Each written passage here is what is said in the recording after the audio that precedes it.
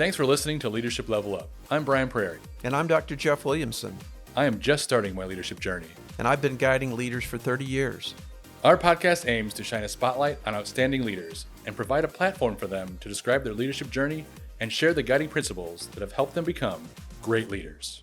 Welcome to Leadership Level Up Podcast. I'm your host, Jeff Williamson, and we're glad to have you with us today as we continue to talk about leaders and leadership and the lessons that they have learned. I'm really excited to hear from our guest today, Dr. Scott Goslin. He's been a friend for a long time, and I've been chasing him for a while because he's a busy guy and he's very willing, but I was happy we were able to find a date that worked for you. But before we formally welcome him, let me give you a little background on his career and work. He's in his 19th year as superintendent of Bradley School District 61. He's been an administrator in the Bradley School District for the past 28 years. And then before coming to Bradley, taught for 5 years in the Reed-Custer School District. He's a graduate of Bradley Bourbonnais, local kid. Olivet Nazarene University, Governor State, Lewis University, and received a doctoral degree from National Lewis University in 2008. He's been on many local community committees and leadership roles, and I'll not name all those, but they are many, well, and your impact has been significant. He was awarded the 2017 Three Rivers Region Superintendent of Distinction by the Illinois Association of School Administrators. Dr. Goslin is married to his wife, Sue, and they have two daughters, Claire and Lily. Yep. And so thanks for coming in, Scott. Good to have you with us. It's a pleasure. Thank you for having me. You're welcome. Anytime I get a chance to interact with you, I jump at it. Dr. Goslin has been a guest in my classes in the past. He has been a guest with our Converge U leadership program that's going on now. So, man, I appreciate you sharing your insights and having. And thank you for all the work you've done with our kids and our community. Thank as well. you. Awesome Thank you. Job.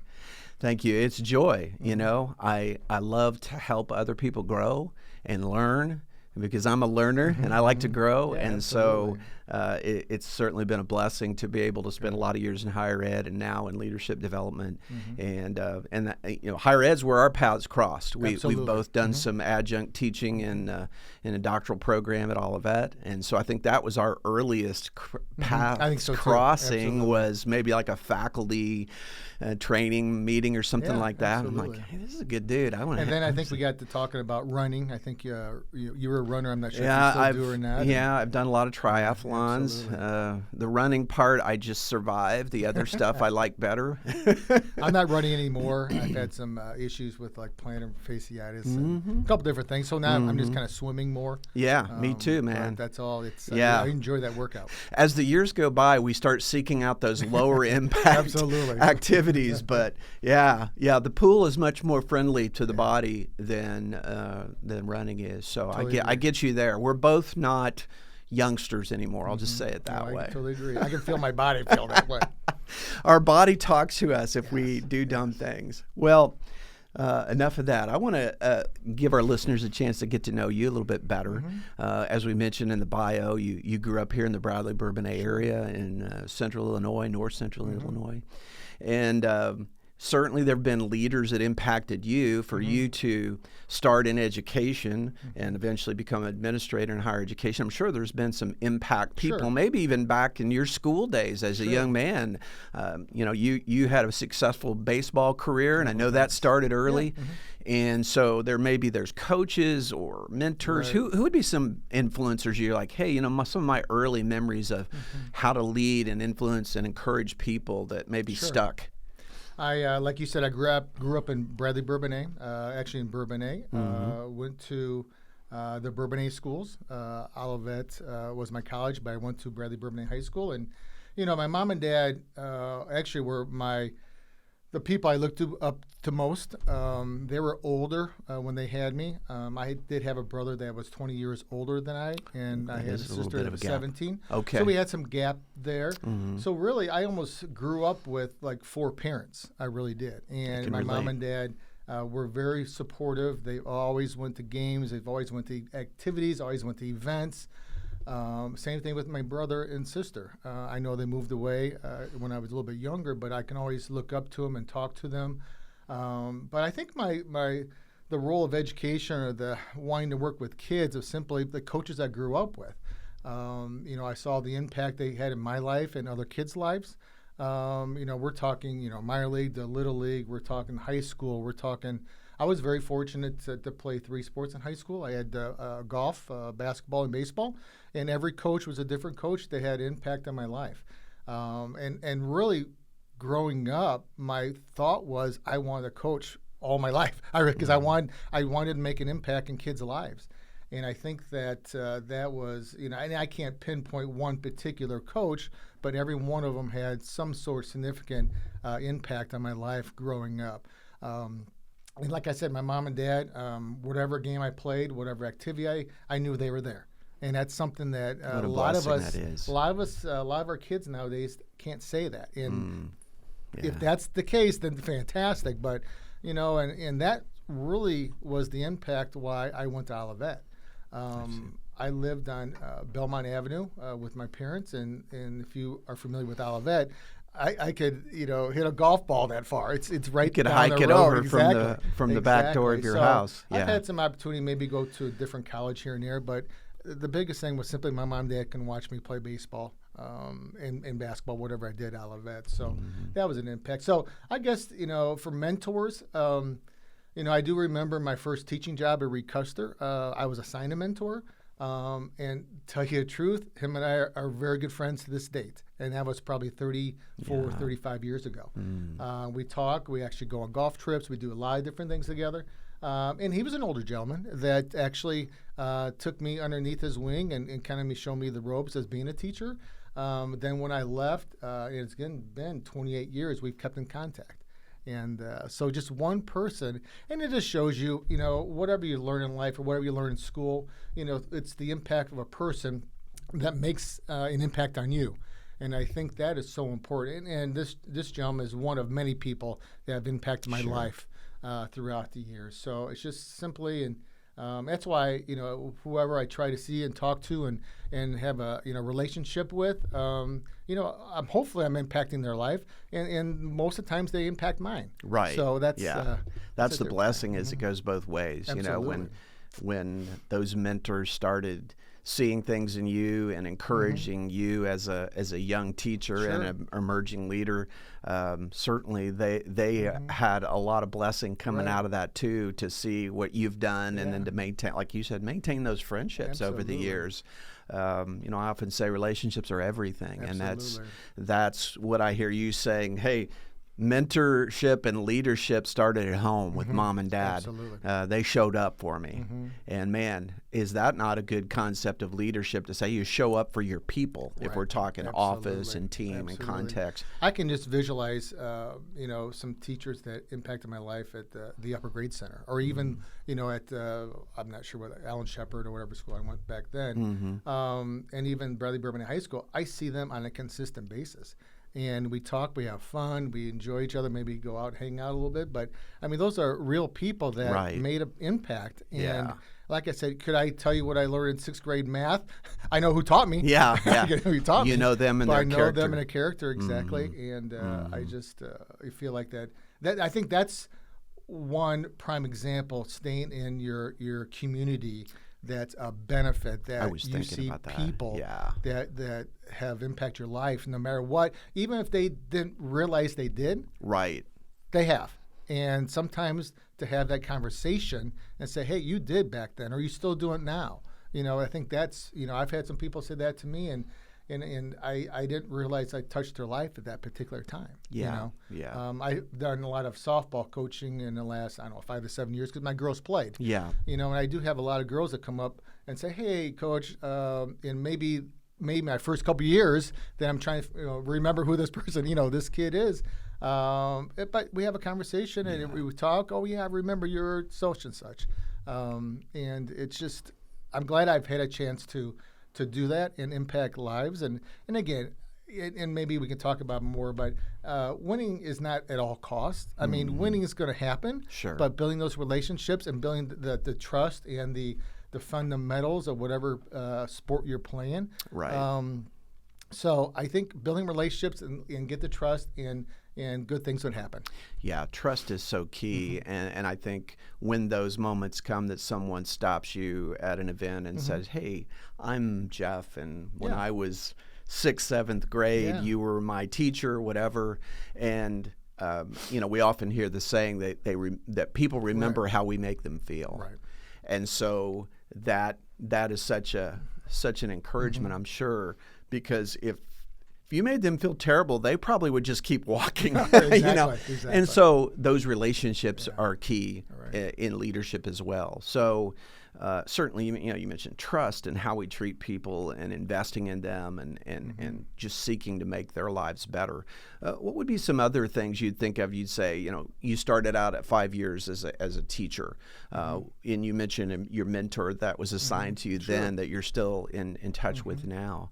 So if those years started to emerge as you're teaching and you're thinking, hey, I might want to get into administration, I may want to lead, be a director, be an assistant or a superintendent at some point. What was that progression like where you started to think, hey, I think I might want to try my hand at this? I had a colleague at the time that actually first year, same thing, and we had mentors that kind of were together, and we did some things together, and him and I got to talking someday or one of the days and say, you know what, I really appreciate our principal and what he does. And what kind of relationship he builds and what kind of things he does from a education standpoint as well. We talked. I said, hey, what about us going to school? Why not me? Why not? Yeah. I think I could do this. I think I could do this. And he said the same thing. I think I can do this. And so when we went to school, and that's where we went to Governor State University, right? We had class on maybe a Tuesday, Thursday nights. We hung out. We left school. We went to school, came back and ate, and it did the same thing weekly and then again yearly. And we decided that we were getting close, and we got our degree with our Type 75 back then. That was our administrative degree. Right. And I decided to apply for my first job. And got it over at Bradley Central as an assistant principal. But I think it was because of we pushed each other to a level that, hey, we can do this, because there's long nights. I mean, it's like everybody. We all go through long nights where you're coaching and going to school and stuff.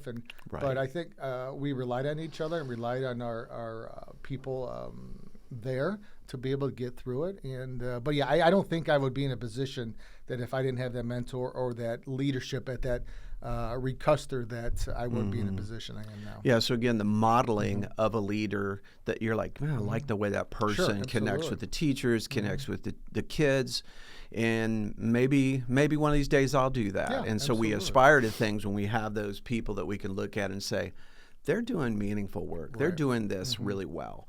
And then that inspires us. And then you, of course, you've had those opportunities over the years as an assistant principal and now superintendent for a good number of years. I'm pretty certain there's a few teachers and now administrators that at one point they were kind of in that spot of you kind of going, man, I really like my principal, and he's connected to the kids. He cares about us. He tries to elevate our experience as teachers. I think maybe I want to do that for other teachers. And so, and you see the leadership traits that person had or anybody else has. I think that a lot of, we're going to talk about leadership as well, but, a lot of the things, he led by example. He led by doing things that if he didn't want other people to do, he would do it himself to model that behavior. And I think that's really instilled on me, and even through the mentors and all that, all the teachers back then. But it's still these traits that, hey, I'm not going to sit behind a desk. I'm going to go out and do things. And if people, if I'm unnoticed, that's fine, because I know this is the right thing to do. If people notice it, that's fine too. So, well, I know you literally are still out in the parking lot sometimes, helping buses get in and out and getting kids boarded or off at the day. And I'm like, I don't think every superintendent does that. Well, and that's, each person has their own personality. Yeah. And mine is simply, I like to go out and be seen and help kids, just like we all do. Right. I don't have a problem with COVID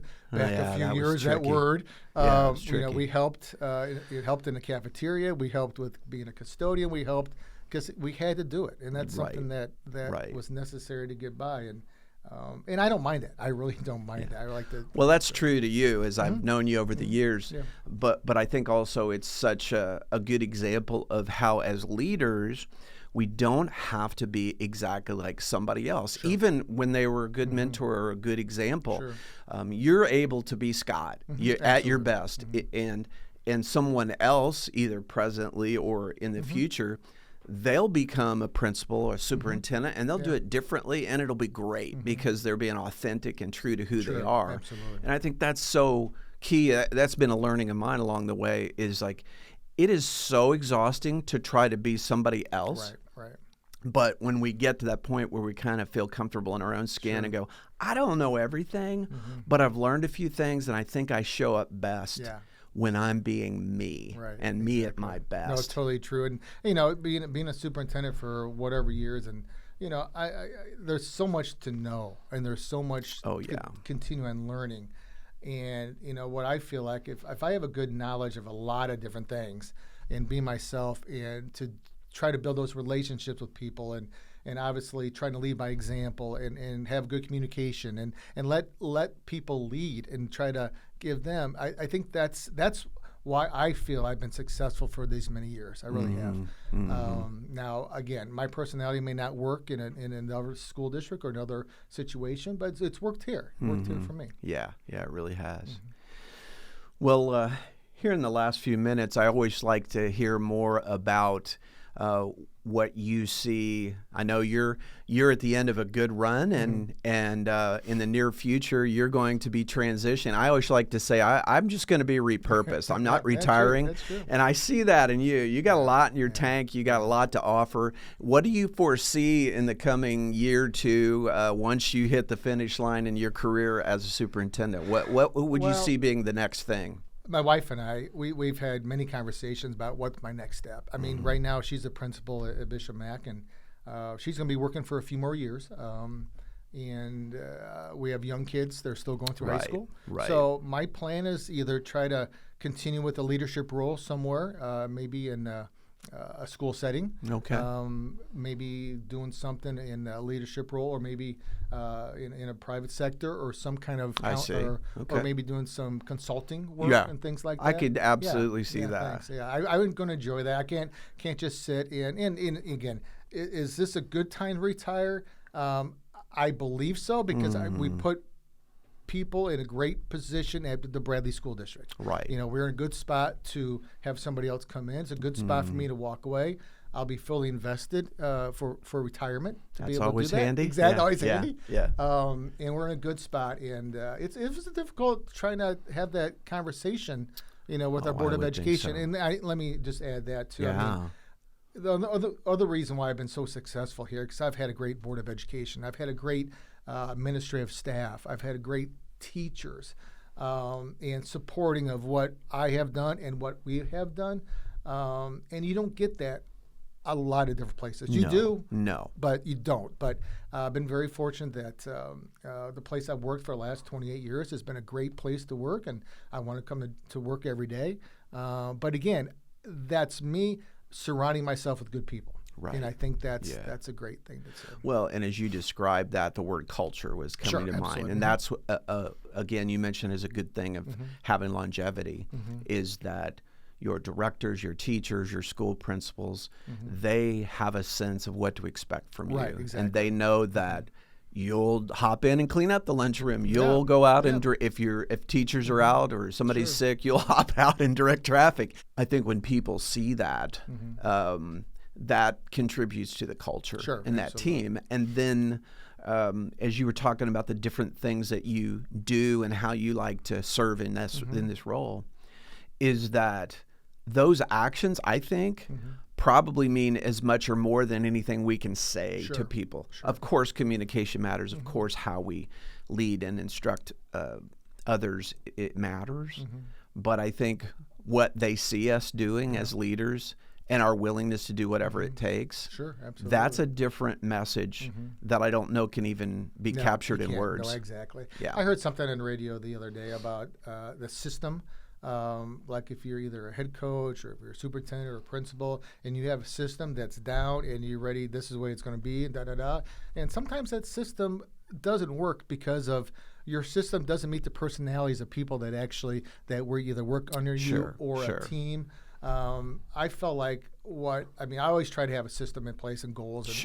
But that changes throughout the year because, the people, I've been 12 administrators and 12 different personalities and 12 things that make them click different than the other. And then you have to adapt your leadership to be able to get the best out of them. Right.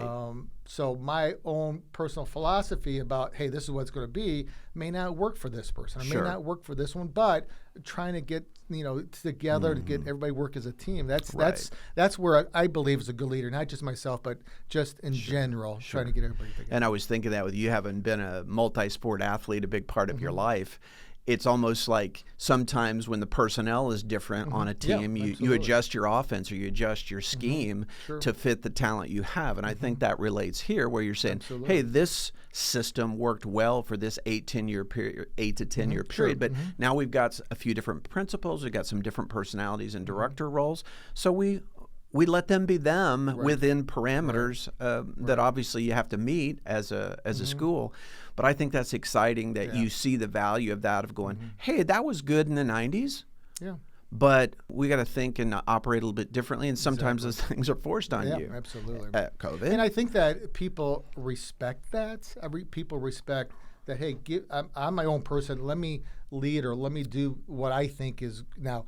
There might be parameters of course. Here and there, of course, but other than that, I think that's their way of the trust factor of able to, because if I'm constantly on whoever and what I think is right and what this person thinks is right, and it's gonna be misconnect somehow, and we kind of obviously go back and forth. But anyway, I just want to let them work and be themselves, and they'll get a better product or response than I would. Yeah.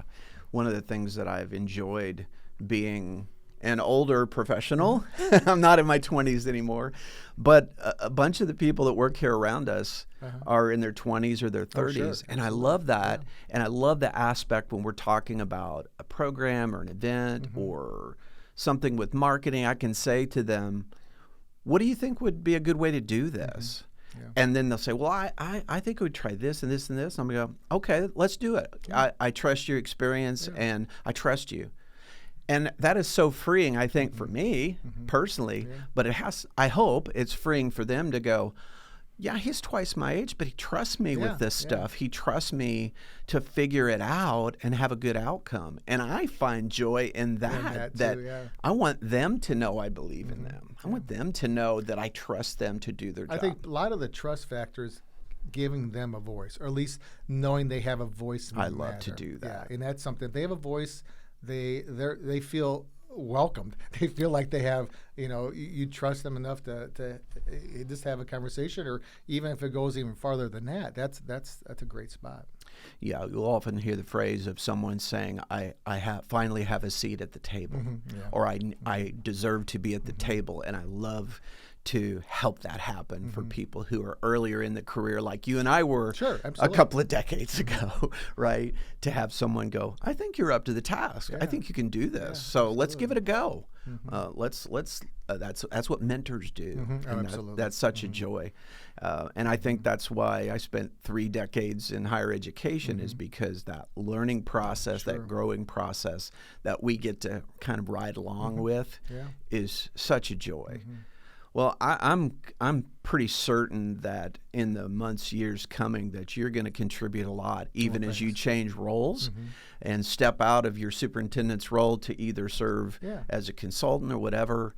And so we'll look forward to seeing the next chapter of your journey, because I'm sure you're going to be repurposed and have a lot to contribute. And I often say that leadership is influence.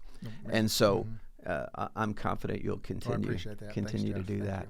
Well, hey, thanks for being with us on Leadership Level Up. It's always great to catch up, and thanks for sharing your story with us. Thanks for having me again. Appreciate it.